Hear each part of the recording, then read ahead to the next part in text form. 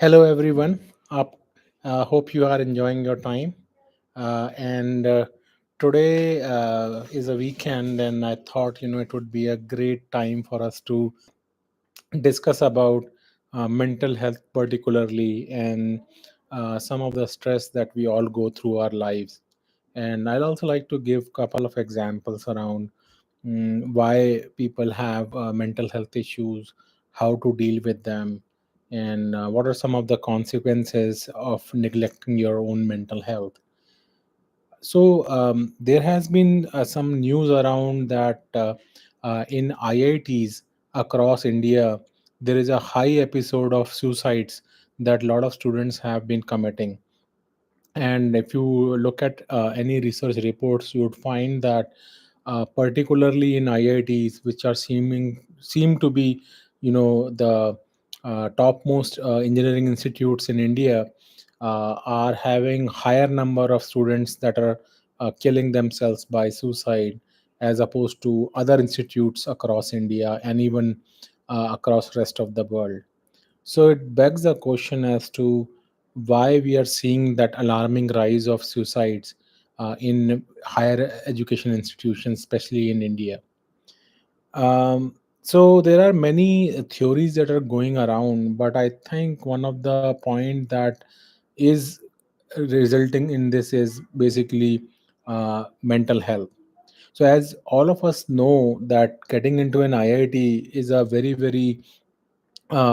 difficult task, because the seats are limited in few thousands, maybe like around 10-15,000 seats, but the number of applications are in lakhs, close to, can easily say, maybe a few 100,000 people apply every year. It could be close to million or 1.5 million who apply every year to compete against a few handful of seats, like which are less than maybe 10 to 15,000 seats. So essentially across India, you will see that only the topmost people are able to crack a BTech examination, the JE examination as they call it, to enter IITs. Now, you would assume that all these people are extremely intelligent, they're hardworking, and why should like a person who has already cracked the one of the most difficult examinations just after their 12th grade, right? They are probably like late teens, 17, 18, maybe 19 years old when they start their IIT program. What would lead some of these people to even think of suicide? So I think if you look at what's going on, it becomes abundantly clear that even with the most intelligent people, as you would see at IITs, uh, mental health issues could be in everyone. Like, we all have mental health issues in varying degrees, and many times the people who have fought through very hard, they're considered as very smart, also have a very high expectation about them, their own selves. So when they get into an IIT, sometimes they see a lot of people who are also equally intelligent, and sometimes when they feel that they are somehow kind of lagging behind the rest of the class, they start building a lot of stress. Secondly, the coursework that is there in IIT is also very rigorous, and many times students who get in are unable to, like, continue to focus on the coursework or continue the pace of how rapidly the classes are evolved. It could also be a reason that many students, when they start kind of falling behind, they remain things to themselves. They don't share it with the rest of the students or even the teachers or even with the parents. And even parents have high expectations of such students, so they are not able to open up. So people who do not have a very strong like mind will basically get burdened with lot of stress with respect to like performing really well, not lagging behind in the school, the college in which they are, and hence they will start thinking of taking these extreme steps. So oftentimes, failure is something is not understood by people, it is not accepted by people, and hence they are forced to take drastic measures. There is another video on happiness that I had created. It's a failure journey of my own life, the kind of failures that I have myself been through, and still chosen to be happy, you should definitely look at that, and it will give you an idea that all of us, no matter how successful we look from the outside, have a lot of hardships and failures that we all have encountered in our own life journey. So I think many of these students who are early in their life so far has only been toppers in their schools. They have already tasted success. So the first time they start experiencing difficulties and challenges in dealing with their life, dealing with their studies, dealing with competition, they give up very soon, and hence it is resulting into these suicides. So this may not be the only reason, but I think this is something that plays out well, and we need to understand this is due to the mental health. So it would be very helpful if we have psychologists or we have doctors that continuously basically talk with the students. Even the parents who have high flying children should also continuously establish a direct line with their kids, so as to ensure that, and like reinforce the thought that it's okay to fail sometimes. Even being successful, even getting into an IIT, you can still fail. So that failure should be acceptable. Unless we make failure as a part of our life and only focus on successes, I think we will get into a society which is very, very success driven, which it already is, right? But I think for students, especially for the kids who deal with these kind of mental health issues, it's important that they are able to reach out to their teachers, to their peers, to their family and friends, to discuss these kind of issues. And I think at least for the institutions such as IIT and other higher learning institutions should have psychologists, and should have some doctors that counsel these students, and teach them these life skills, right? That just learning engineering, mathematics, science is not good enough. In life you need much more things than that. You need soft skills, you need emotional quotient, you need intelligence. So intelligence is not just based upon like cracking algorithms, understanding mathematics and things along those lines. So I think it is very important that we provide those kind of forums to a lot of these students who have been struggling, and we have been seeing the rise of suicides at IITs. One important thing to note is that if you were to compare it with, let's say, MIT or University of Berkeley at California, or even Stanford, which are higher learning institutions in the US, we don't see occurrence of any kind of suicides or things along those lines in these institutions. Why is that, right? So I think there is a big difference here, because in US the focus is not just based upon the studies, it's based upon the holistic personality of an individual. So even if you see the way people are basically accepted into these institutions, right? In an IIT examination for JE, you are tested based upon your physics, chemistry and mathematics. So hardcore engineering skills, science skills, right?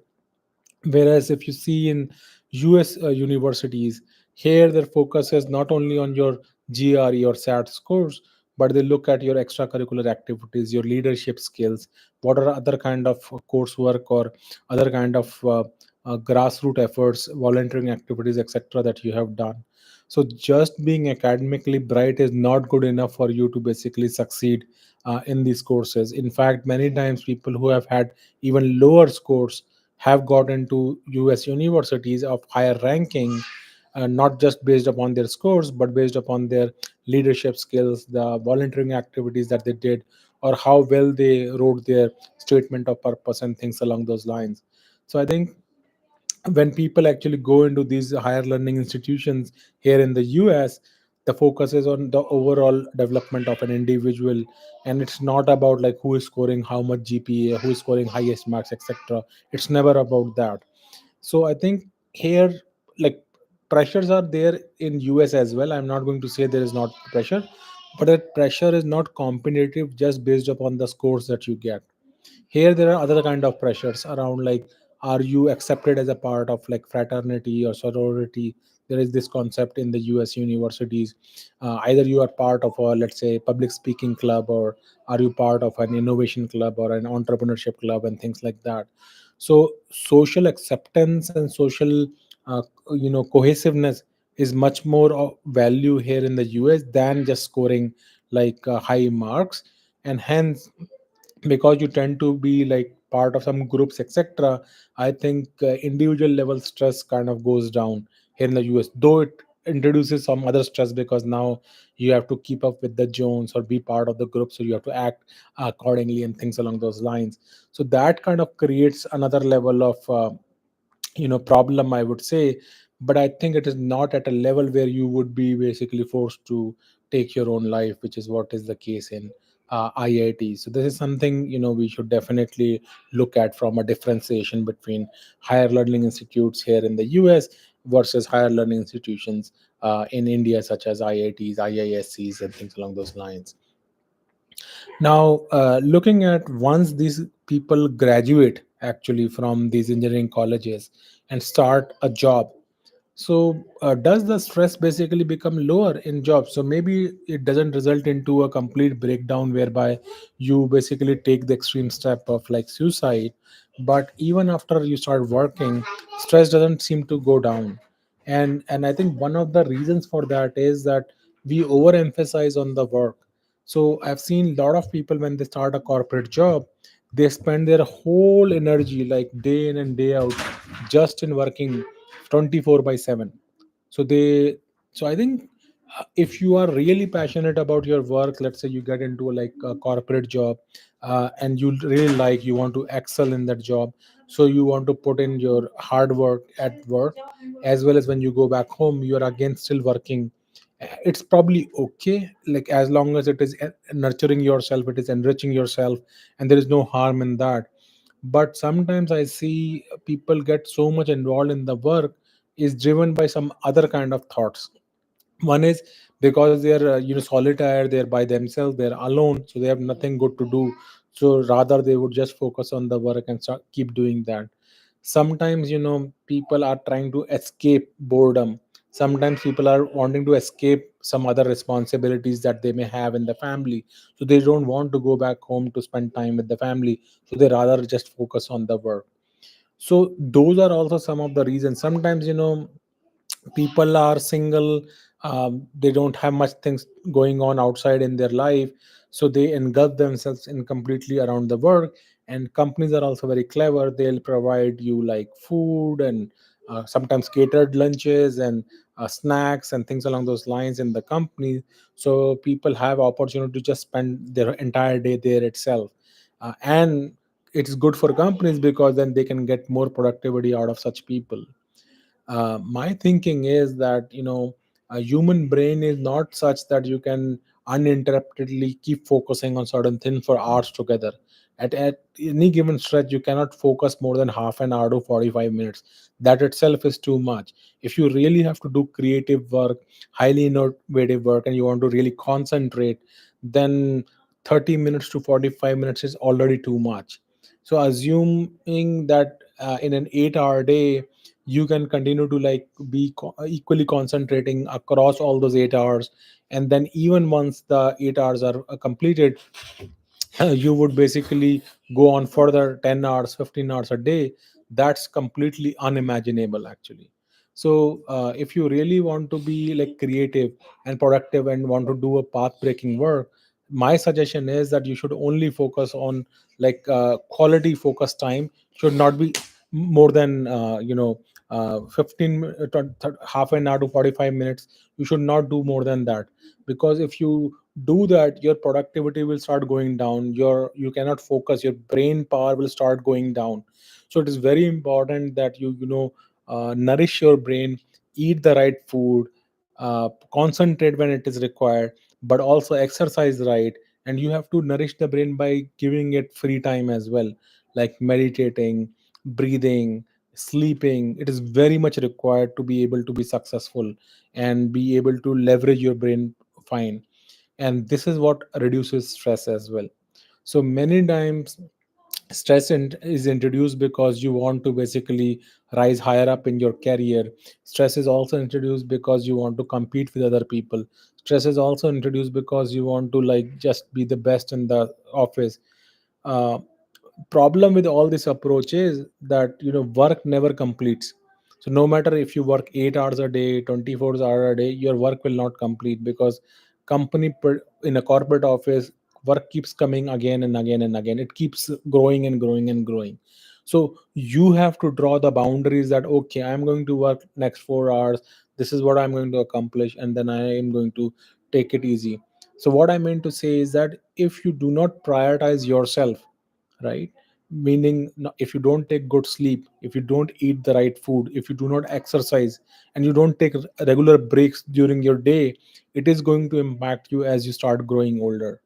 So when we are young, like maybe teenagers, you're just starting university, and you graduated, you started a job, it's a high flying job, it is paying you very good amount of money, the culture of the company is really great, so you really want to give your 100% to the job, which is fine. For some time it's okay, like initial years, like you want to build your career, you want to build your career trajectory, you want to spend 2 years, 3 years, 5 years, 6 years, and trying to build your career graph, etc. And it may seem right, but this cannot be sustained thing. So especially in a lot of consulting companies, a lot of investment banking companies, people tend to work like 12 to 14 hours a day. What they don't realize is that during this grind, they lose touch of their past friends, they lose touch of their families, they lose touch of their own self. All they become is just like a cog in the wheel of the big corporate world. So we need to avoid such kind of a situation, because in the process, if your whole life revolves around the work that you do, it is going to create a lot of stress for you. And this is perfect recipe for disaster, because you don't know, like when you are stressed and you overextend your brain, it takes a toll on your body ourselves generate a lot of toxins, and it needs to detoxify that, and it happens through exercise, meditation, sleeping, eating the right food, and involving yourself in something which is pleasurable. Maybe it could be walking, maybe it could be singing, maybe it could be jogging, maybe it could be swimming, maybe it could be spending time with your friends and family, maybe it could be watching a Netflix movie, maybe it could be eating some good food, maybe it is going to go out, go for tour, etc. All those things are very very important. It's not just that work. And moreover, right, if you keep doing the same thing day in and day out, like you pack up, you wake up, you go to work, spend the hours, come back and sleep and do nothing else, your life will become very monotonous. Maybe in the starting you will not realize that, but as I say, as you start growing old, maybe you have worked 10 years, 15 years, 20 years, you know at the deathbed, as they call it, like I'm going to say a very cliche thing, you would not remember oh, if only I would have finished one more hour of work, or if I would have become, let's say I only was a senior director, if I were like a VP, then things would have been different, or if I were like a CEO, then things would have been different. Point is, we all will reach a place which we basically deserve. So the question is whether you will reach there today, whether you will reach there tomorrow, or after a couple of years. But the fact of the matter is, we will all reach the stage where we ought to be. We all blossom at different point of times. So never compare yourself with others, like how come the other person is already an like a manager and I'm still an individual contributor, the other person in 10 years became a VP, I'm still like a senior manager, how is that possible? Well, everyone has their different circumstances, everyone has different attributes. Some people are very strong technically, some people are very strong in communication, some people are very strong in forming bonds. And then, even with, if you have all these qualities, the kind of company that you work with, the kind of project that you work with, the kind of team that you work with, has a lot of influence of how the things will grow. So people who are in a high growth environment where the business is growing rapidly, even if you are an above average, even if you are an average or even a below average person, you will continue to grow with the team. But even if you are a super intelligent exceptional person, but you are in a team which is average or is not growing many folds, you will be stuck there as well. It won't impact much of your trajectory. So think about this thing. So your contribution, your focus is only some portion of the overall big scheme of things. Your team, your company, your overall company's trajectory, and your circumstances all play a very heavy role in where you are going to land, when you are going to land, how overall things are going to work. So that is why it is important that we should work, okay, but break your day into, like, this is going to me time, this is going to be my family time, this is going to be my eating time, this is going to be my exercise time. So you should have a notion of balance. So I'm not going to say that everything has to be fixed as per that, like a time chart, but have a, like, a flexibility that you will have, not give your entire youth towards your work, right? Focus on, like, your personal time, prioritize your family, friends, your food, your health more than basically fighting the war at corporate and work. And again, I'm going to tell you that a lot of people think about, if they only had some more money, that things will become better and easier. Let me tell you, given that I have been in the industry for quite some time, and to a certain degree I have made my money as well. And uh, at least in the US, it is said that once you start making $75,000 a year, then anything above, over and above that, is not going to improve your overall experience much different. So it won't be much different if you were making 75,000 or maybe 100,000. It won't make much difference. But I would say that it is for one person, right? So don't confuse it with respect to, like, if you have a family of four, then same 75,000 will work. And again, based upon inflation, etc., it can change. This is just an average figure, right? um, Point is that, let's say if you live in west coast, which is much more super expensive, I would say if you start making as a single person maybe 150K, I think anything above that is not going to largely change your life, unless you want to buy like a luxury car, unless you want to dine and wine in, like, best restaurants, unless you want to, like, own a, like a 2.53 million house. Then nothing would make a difference, because until you have reached and like procured all these assets, you will first have to make that kind of money to do that. So I'm talking about a normal scenario. If you don't focus on the assets, etc., then all you need is like maybe 150K and more, like expensive studies, and maybe in other cities maybe 100K would do. And if you earn anything over that, it is just going to add more stress to your life, but it is not going to largely improve your quality of life, right? And again, there is a big if, that if you value or fancy like a Lamborghini and latest equipment, etc., then of course you'll have to make more money. But in an average case where you don't care about these worldly possessions, and as long as you can eat good food, live in a good place, that's all you care about, then you don't need that much higher amount of money. And again, let me also point this thing out. As you go higher up in your career, stress is not going to go down, it is going to keep increasing, because earlier you were responsible for your own work. As you go higher up, especially in management chain, you are now responsible for your team's work. So becoming a manager doesn't mean that it gives you all the liberty, it means now you're responsible for all the work your team does. So this also causes a lot of stress in company. Even if you do everything right, there is always an element of politics that will cause you stress. There will be people who will be backbiting, there will be people who will be speaking behind your back, there will be other people who will be favorites and you will not be the favorite. And some people will just not like you, other people will like you. So you will have all these different parameters that will add stress. So there is work stress, then there will be family stress, because maybe the spouses don't get along with each other, or you will have stress due to your children, because your children don't listen to you, or they are not focusing on their studies and things along those lines. So there are a lot of attributes that will add stress to your, right, your whole life. So it is very important to step back and spend and pay time to each of the different. So you have to spend time with your kids, you have to spend time with your spouses and your rest of your family members, you have to have your own personal time, and you have to have time for the work. What tends to happen is that, especially for males, right, that they solely focus like almost 95% of their energy just on the work and forget everything else, thinking that everything is happening in autopilot. But your family, your kids, all are paying the price for that, for your non availability.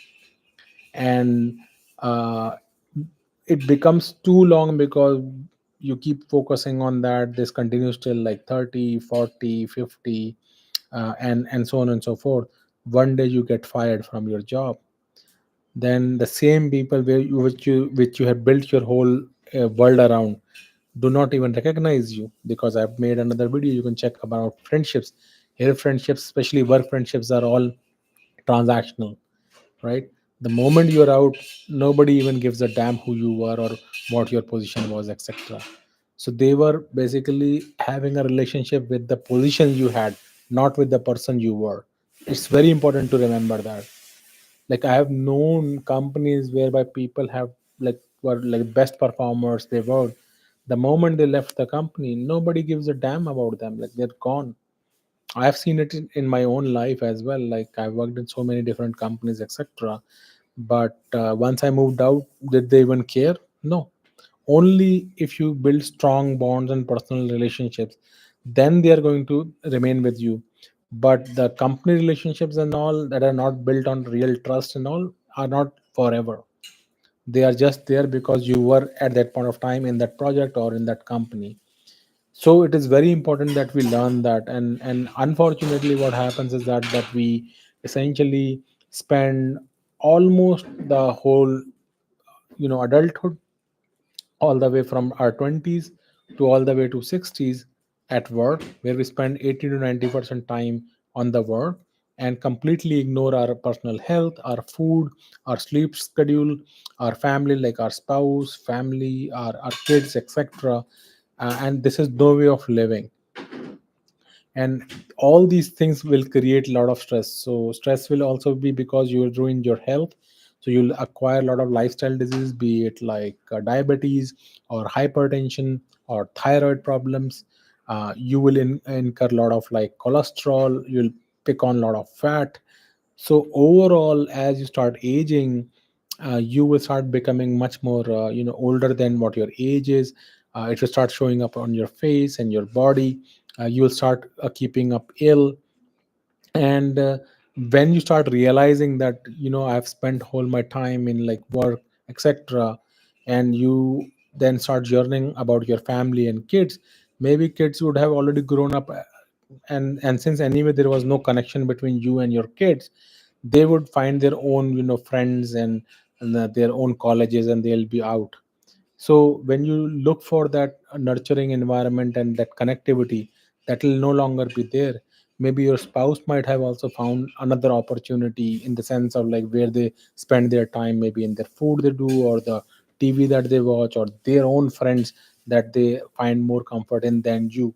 So you will figure out that basically you are by yourself, like just alone, because all those relationships that you could have nurtured over the last 30, 40, 50 years are now no longer there. So now neither you have the work, neither you have the corporate relationship that you basically built for the last couple of decades, neither you have your family, neither you have your health. So that's no way of going out of this like world, right? So right now is the time, right now is the opportunity that you focus on your family. Like, once you have set up your job, you start making, if you are in the US, like maybe 100K plus by yourself, focus on your family time.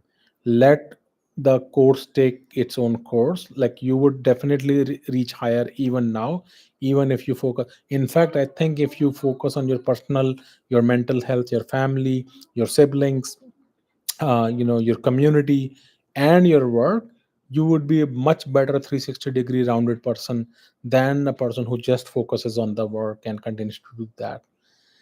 So I hope Today's discussion would have given you certain insights around mental health and how to balance your life and not engulf yourself either in completely in studies or completely into the job, and be better able to cope up with like what is happening around you. Be open about it, talk to your, that is why I've been stressing quite a bit. Spend time on yourself, like your food, your sleeping habits. Spend time with your family, friends, siblings, etc., and not just completely indulge yourself in the work or just studies, because that will create a lot of stress.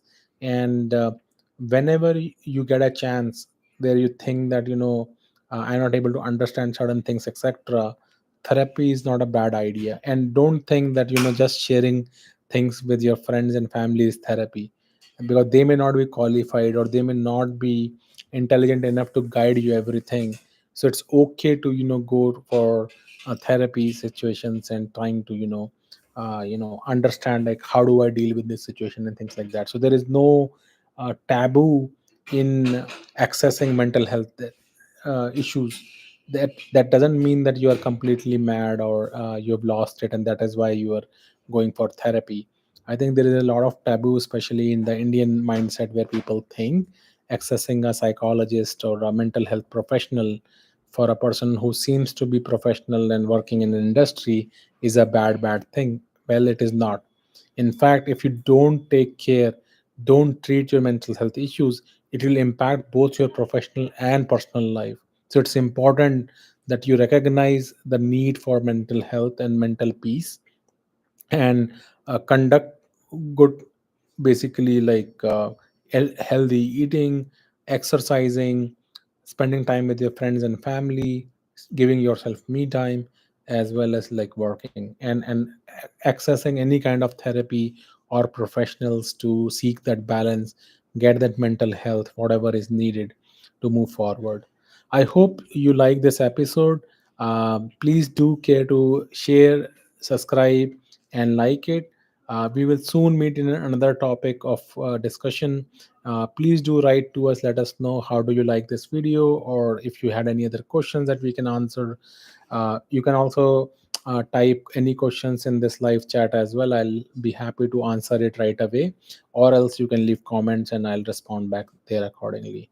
So for today, this is what I wanted to discuss about mental health, and hope you enjoy your rest of the day, enjoy your evenings, and this weekend we are going to wrap up March, and I'll also share some of the industry updates, the layoffs and things like that that are still going on as we close quarter one in another video. Till then, take care, have a nice day, and we'll talk to you soon.